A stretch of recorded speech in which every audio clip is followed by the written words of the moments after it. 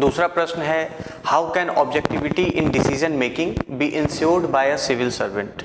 Straight forward question है। Discuss how can objectivity in decision making, यहाँ पे ध्यान देना है डिसीजन मेकिंग, और किस वैल्यू की बात कर रहा है, ऑब्जेक्टिविटी की बात कर रहा है। Be insured by a civil servant.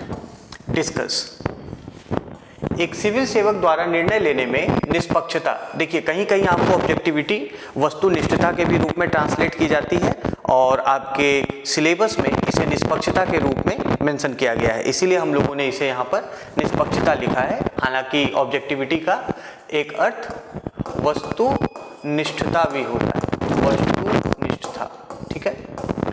तो एक सिविल सेवक द्वारा निर्णय लेने में निष्पक्षता कैसे सुनिश्चित की जा सकती है, चर्चा कीजिए। एक सिविल सेवक अपने कार्यों में, अपने फैसलों में ऑब्जेक्टिविटी को कैसे सुनिश्चित कर सकती हैं या कर सकते हैं, उस पर आपको चर्चा करनी है।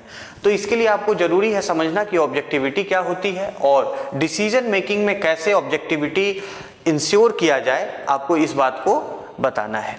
तो इंट्रोडक्शन में आपको ऑब्जेक्टिविटी को डिफाइन किया जा सकता है। इंट्रोडक्शन में you can define objectivity as a civil service value, define objectivity as a civil service value।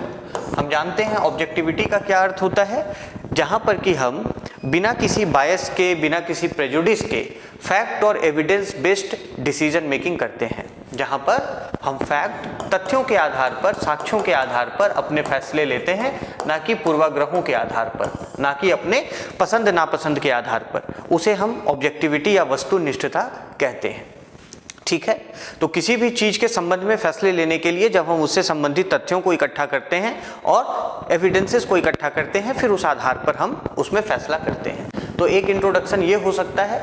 दूसरा इंट्रोडक्शन आप ऐसे बता सकते हैं कि ऑब्जेक्टिविटी का महत्व क्या है डिसीजन मेकिंग में, ऑब्जेक्टिविटी का महत्व क्या है, what is the importance of objectivity in decision making for a civil servant. जैसा कि हम जानते हैं ऑब्जेक्टिव होने से फेयरनेस आती है, ऑब्जेक्टिविटी से क्या आता है, फेयरनेस आती है, ट्रांसपेरेंसी आती है, ठीक है, ट्रांसपेरेंसी आती है, स्पष्टता, ट्रांसपेरेंसी, पारदर्शिता आती है, क्लैरिटी आती है, क्लैरिटी आती है आपके फैसलों में। तो आप इंपॉर्टेंस को भी बताते हुए इंट्रोडक्शन कर सकते हैं, ठीक है।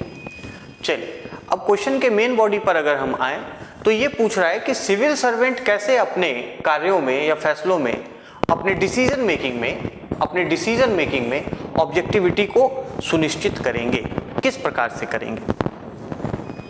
तो मेन बॉडी में आकर हम लिख सकते हैं कि इंश्योरिंग ऑब्जेक्टिविटी, सब हेडिंग बनाते हुए, ensuring objectivity in decision making, objectivity in decision making by civil servant, decision making by a civil servant, by civil servant.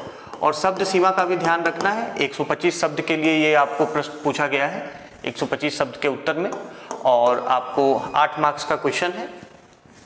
तो एक सिविल सेवक कैसे ऑब्जेक्टिविटी इंश्योर करेंगे डिसीजन मेकिंग में। सबसे पहली बात यह है कि ऑब्जेक्टिविटी के लिए आपको अपने तथ्यों, आपको अपने पूर्वाग्रहों को और बायसेस को दूर करना पड़ेगा।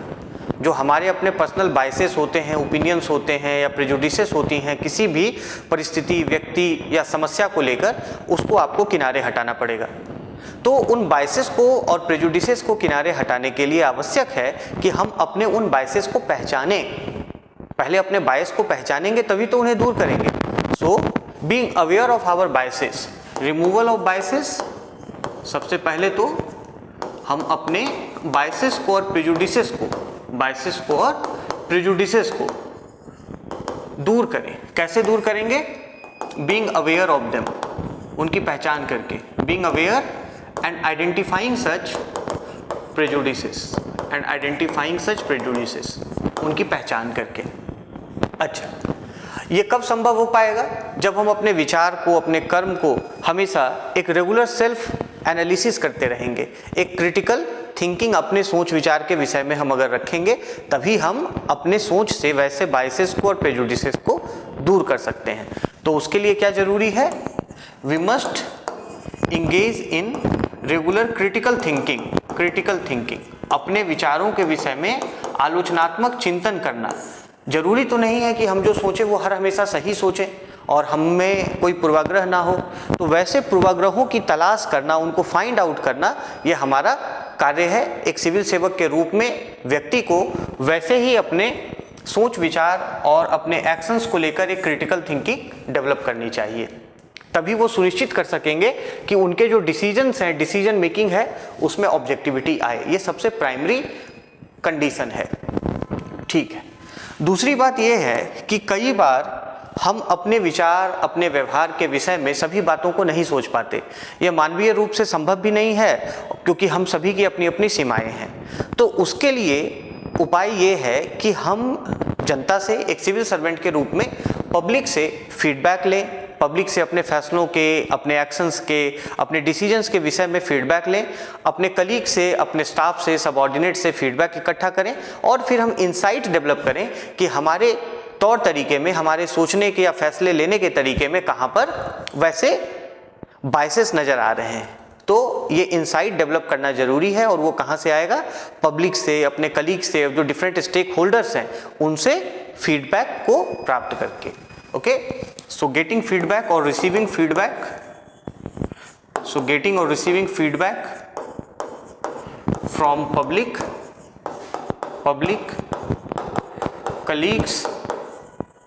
Colleagues and other stakeholders, और जो भी अन्य हितधारक हैं, एंड अदर स्टेक होल्डर्स। और इसका उद्देश्य क्या होगा? इंसाइट गेन करना, to gain insight with respect to our actions and our conduct. तो उससे फिर हम अपने फैसलों में ऑब्जेक्टिविटी को मेंटेन कर सकते हैं। जब हम फीडबैक लेंगे और उसके ऊपर एक्ट करेंगे तो फिर हमारे फैसलों में ऑब्जेक्टिविटी आएगी। ठीक है। अच्छा, फिर तीसरी बात यह है कि we don't have knowledge of all aspects which require expertise। सभी विषयों पर हमें विशेषज्ञता तो हो नहीं सकती, तो हमारे फैसले में फिर वहाँ पर ऑब्जेक्टिविटी एक सिविल सेवक के रूप में उसको चैलेंज मिलता है। तो वैसी परिस्थितियों से निपटने के लिए जिन विषयों में विशेषज्ञता की आवश्यकता हो, हम विषय विशेषज्ञों का, उनका हम सहयोग ले सकते हैं। ठीक है। तो जब हम सब्जेक्ट मैटर एक्सपर्ट्स का, या जो एक्सपर्ट्स हैं, जो टेक्निकल लोग हैं जिनकी एक्सपर्टीज है किसी एक खास विषय में, अगर वैसे लोगों के हम ओपिनियन को लें और उनके द्वारा दिए गए जो विचार हैं और जो तथ्य प्रस्तुत किए गए हैं उनको सुने, तो फिर जो एक सिविल सर्वेंट है उनके फैसलों में ऑब्जेक्टिविटी आ सकती है। हम जानते हैं कि सिविल सर्विस का दायरा बढ़ता जा रहा है, उसमें कई कम्प्लेक्स इशूज सामने आ रहे हैं। जैसे जैसे तकनीकी दौर ज़्यादा विस्तार ले रहा है और ज़्यादा समाज जटिल होता जा रहा है, वैसे में फैसले लेना काफ़ी चुनौतीपूर्ण हो गया है और हर विषय में एक्सपर्टीज किसी एक व्यक्ति की हो नहीं सकती। इसीलिए फैसले लेने में जब आप सब्जेक्ट मैटर एक्सपर्ट्स का, जो विषय विशेषज्ञ हैं, सब्जेक्ट मैटर एक्सपर्ट्स, जब आप उनसे इनपुट लेते हैं और उनके द्वारा दिए गए इनपुट के आधार पर अपने फैसले करते हैं, तो आप ये सुनिश्चित कर सकते हैं कि आपके फैसले में ऑब्जेक्टिविटी एक सिविल सेवक के रूप में विद्यमान है या मौजूद है। ठीक है।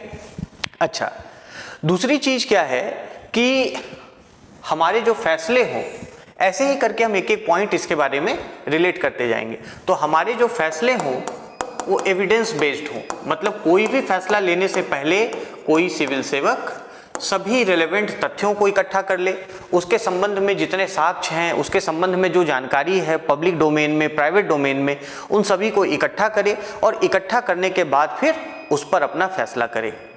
तो इससे ऑब्जेक्टिविटी की डिग्री बढ़ जाती है, इससे और ज़्यादा वस्तुनिष्ठता या निष्पक्षता फैसलों में आती है। ठीक है। तो वो एक होलिस्टिक डिसीजन मेकिंग होता है। एविडेंस बेस्ड डिसीजन मेकिंग में क्या इन्वॉल्व होता है? कलेक्शन ऑफ डेटा और all relevant data, all relevant information, है ना, ऑल रेलेवेंट इंफॉर्मेशन। उसके बाद वेरियस पर्सपेक्टिव्स। तो जब आप इन चीज़ों का ध्यान रखते हैं, डेटा का, इंफॉर्मेशन का, डिफरेंट पर्सपेक्टिव्स का, तो स्वाभाविक रूप से सिविल सर्वेंट के फैसलों में ऑब्जेक्टिविटी इंश्योर की जा सकती है ना। ये बात हो गई। उसके बाद एक अन्य महत्वपूर्ण बात है, चूंकि 125 शब्द के लिए ये आंसर आपको लिखना है तो इसमें आपको ज़्यादा स्कोप नहीं होता है कि बहुत एक्सप्लेन करें, आपको डिस्कस करते हुए शॉर्ट में अपने पॉइंट्स को आगे बढ़ना है। तो नेक्स्ट बिंदु इसमें यह है कि डिसीजन मेकिंग में एक बहुत बड़ा रोल होता है रैशनल का, कि आपने कोई फैसला क्यों किया। एक सिविल सर्वेंट के रूप में आपके पास कई विकल्प होते हैं, कई कोर्सेस ऑफ एक्शन होते हैं किसी एक सिचुएशन में, और उन डिफरेंट कोर्सेस ऑफ एक्शन में आपको कोई एक विकल्प चुनना पड़ता है। तो आप कई विकल्पों में से एक विकल्प को क्यों चुनते हैं, या पास्ट प्रेसिडेंट्स क्या रहे हैं जो आप आने वाले सक्सेसर जो ऑफिसर्स होंगे, आने वाले अधिकारियों के लिए आप वो क्या इनसाइट छोड़ के जाएंगे जिससे कि उनके भी फैसलों में ऑब्जेक्टिविटी आ सके। तो ऑर्गेनाइजेशनल एक आप कहें कि प्रेसिडेंट सेट करने के लिए या अपने आप के सेल्फ गाइडेंस के लिए क्या करना आवश्यक होता है, maintaining accurate records, maintaining accurate and precise records of decision making along with their rational, maintaining accurate and precise records of decision making along with their rational। आप अपने जितने भी कार्य हैं, जितने भी फैसले हैं, अगर उनका एक एक्यूरेट और क्लियर रिकॉर्ड रखते हैं तो इससे न केवल वो आपके सेल्फ गाइडेंस के लिए सही होता है, बल्कि आने वाले जो और अधिकारी हैं भविष्य में उनके लिए भी ऑब्जेक्टिव डिसीजन मेकिंग लेने में आसानी होती है। कहने का अर्थ यह है कि पूर्व में आपने जो भी फैसले किए वो किन आधार पे किए, किन रैशनल पे किए, क्या क्या सोच विचार थी उस फैसले को करने की। अगर इसका आपके पास एक क्लियर रिकॉर्ड है, एक एक्यूरेट रिकॉर्ड है कि इस परिस्थिति में, इस मामले में मैंने ये फैसला किया था, उसका रैशनल ये था, तो आपके सभी फैसलों में वो ऑब्जेक्टिविटी आती है और आपके आगे के फैसले भी और रिफाइन होते जाते हैं, बिना पक्षपात के होते जाते हैं, बिना उसमें कोई पूर्वाग्रह होता है।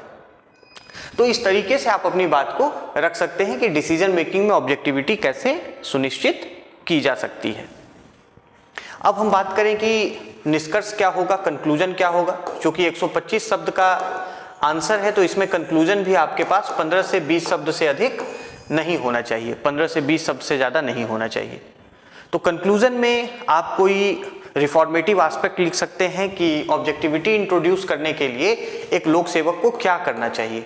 तो हमने ऊपर में जैसे बात की उसी लाइंस पे हम बात कर सकते हैं कि ऑब्जेक्टिविटी इंट्रोड्यूस करने के लिए उसे अपने दायरे को बढ़ाना चाहिए, अपने सोच विचार के दायरे को बढ़ाना चाहिए, कंसल्टेशंस को वाइडर करना चाहिए। अगर आप वाइडर कंसल्टेशंस करते हैं, अगर आप सब्जेक्ट मैटर एक्सपर्ट्स से कंसल्ट करते हैं और अपने जो प्रेसिडेंट्स हैं, मतलब जो पूर्ववर्ती जो फैसले लिए गए हैं उनका अध्ययन करते हैं, तो इन सब चीज़ों का जब आप अध्ययन करते हुए और समझते हुए कोई फैसला करते हैं तो उससे ऑब्जेक्टिविटी बढ़ती है। एक तो ये तरीका है। दूसरी चीज़ है कि ऑब्जेक्टिविटी एक सिविल सर्वेंट के लिए किस तरीके से उनके कार्य को बेहतर बनाती है, आप इसको भी कंक्लूजन में लिख सकते हैं। जैसे डिसीजन मेकिंग में अगर ऑब्जेक्टिविटी होगी तो उससे ओवरऑल एक्सेप्टेबिलिटी बढ़ जाएगी, उससे उन फैसलों की ओवरऑल जो स्वीकार्यता है जनता के बीच में वो बढ़ जाएगी, और इस तरीके से उन फैसलों को अमल में लाना, इम्प्लीमेंट करना, क्रियान्वित करना ज़्यादा आसान हो जाएगा। तो इन सब बातों के साथ आप अलग अलग तरीके से अपनी बात को समाप्त कर सकते हैं, पर यह ध्यान रहे कि निष्कर्ष में भी आपको ऑब्जेक्टिविटी को सिविल सर्वेंट के डिसीजन मेकिंग से जोड़कर लिखना है।